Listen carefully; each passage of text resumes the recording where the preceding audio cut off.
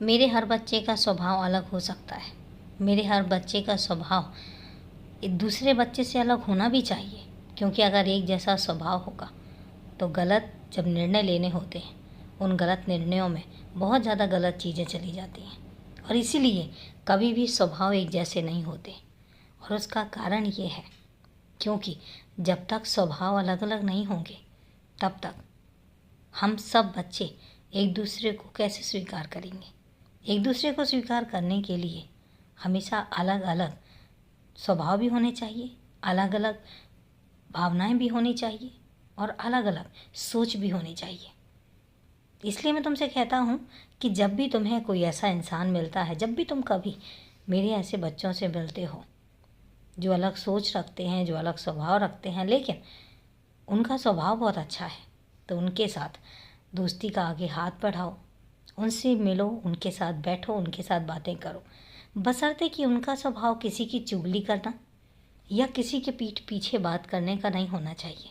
इस बात का ज़रूर याद रखना, क्योंकि जब तुम किसी की चुगली करते हो या जब तुम किसी के बारे में उस व्यक्ति के पीठ पीछे बोलते हो, उस व्यक्ति को कोई फ़र्क नहीं पड़ता, लेकिन तुम्हारे स्वभाव में एक नकारात्मक सोच आ जाती है।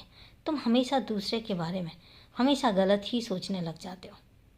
इसलिए जब भी कभी कुछ सोचो तो अच्छा सोचो। कभी किसी से मिलते हो तो उसकी गलतियां मत गिनवाओ, उसके अच्छे स्वभाव को अपने अंदर उतारने की कोशिश करो। जो उसकी अच्छी आदतें होती हैं वो अपने अंदर उतारो, अपने स्वभाव में लेकर आओ। और जो उसकी बुरी आदतें होती हैं, अगर वो तुम्हारा बहुत ख़ास है और तुम्हें लगता है कि तुम उसको बता सकते हो, उसमें सुधार आ जाएगा, तो तुम उसको बता दो। लेकिन अगर तुम्हें लगता है कि वह व्यक्ति सुनने के स्वभाव में नहीं है, सुनना नहीं चाहता है, उसका स्वभाव नहीं है अपनी कमियां सुनने की, तो उसको बताने की ज़रूरत नहीं है, फिर उसको उसके हाल पर छोड़ दो। लेकिन तुम अपने दिमाग में उसकी बुराइयां मत लेकर चलो, क्योंकि इससे तुम्हारे उस पर फ़र्क पड़ेगा, तुम पर फ़र्क पड़ेगा, तुम नकारात्मक होते चले जाओगे।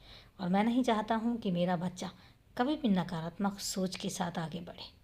मैं चाहता हूँ कि तुम्हारी सोच सकारात्मक होनी चाहिए, तुम्हारी सोच आगे बढ़ने वाली होनी चाहिए, तुम्हारी सोच सबको स्वीकार करने वाली होनी चाहिए, क्योंकि मुझे पता है कि तुम में बहुत खूबियाँ हैं। तो अपनी खूबियों को हमेशा बना कर रखना। खुश रहो, हमेशा खुश रहो, क्योंकि मेरा ढेर सारा आशीर्वाद तुम्हारे साथ है।